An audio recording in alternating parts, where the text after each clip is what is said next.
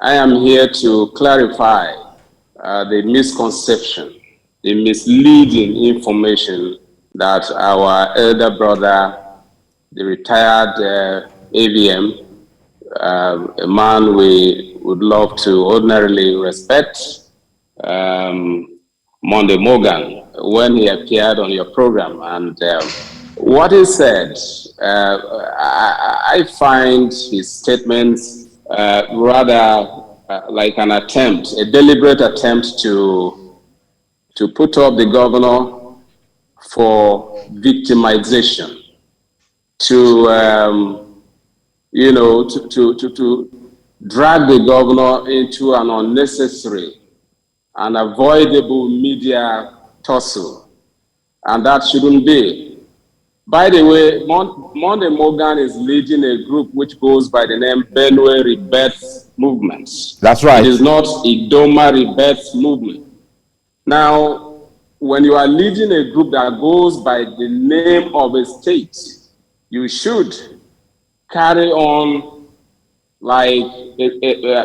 your operations, your utterances should reflect the state. Benue Rebirth Movement should not be canvassing for an Idoma governor. Benue Rebirth, except they want to change their name, they should be canvassing for a competent Benue son who will lead the state according to the tenets of that name, Rebirth. Now, we have not seen that. You see, Monday Morgan goes to television and makes it look like a PDP thing. The All Progressives Congress in Benue State just zoned their governorship to the same region that PDP did. Now, Benue Rebirth Movement is silent on it. And that's why I think that Monday Morgan and his group are out to victimize Governor Samuel Ortom, and it's quite unfortunate. Now, when they visited Governor Ortom in August last year, I was in that meeting. I was here to resign as his chief press secretary, so I was present. And the governor told them that this movement is a wonderful movement. And he advised that they are also aware of the demographics of Benue State. Now, an Idoma governor is possible. And how possible is an Idoma governor? The leaders of the group, Benue Rebirth Movement, should carry out consultations, meet with all groups in Benue State, especially in Zone A and B, and discuss with their brothers, with their T brothers.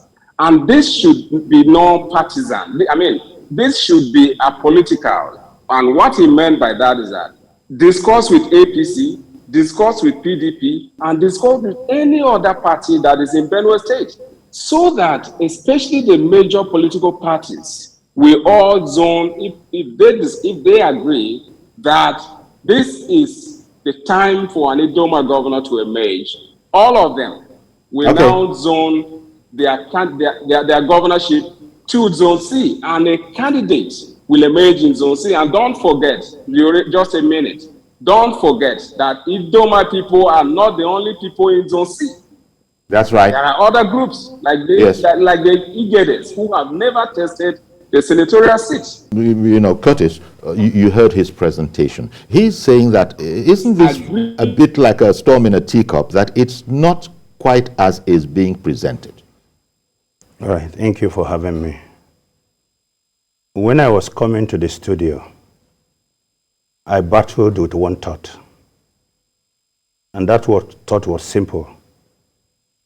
Could it be that my governor, His Excellency Samuel Ortom, is genuinely interested in fairness, equity, and justice for other indigents of Benue State outside his own Tiv people, and that is actually encountering, that he may be encountering a pushback or a strong headwind from elites from his own side, and that he probably had the interest of everybody in mind.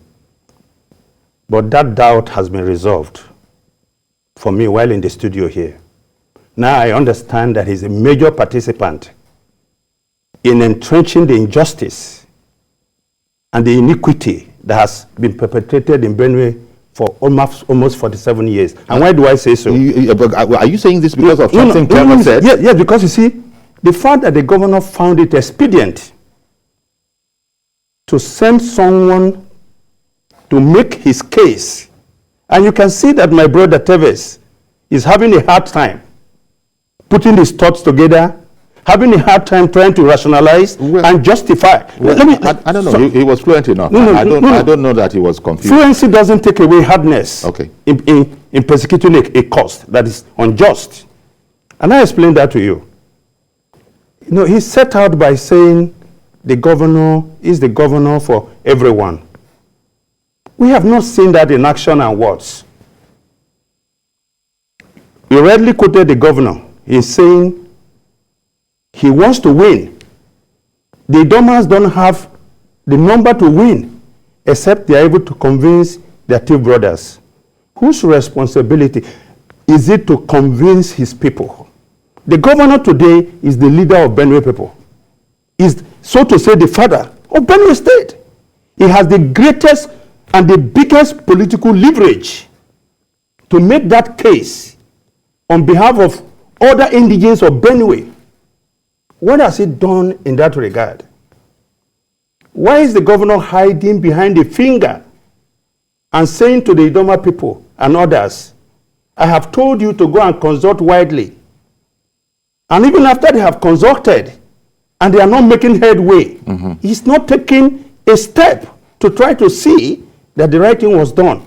Rather, my brother is telling us in the studio here that we shouldn't complain at all because we are also unjust to the Igede people.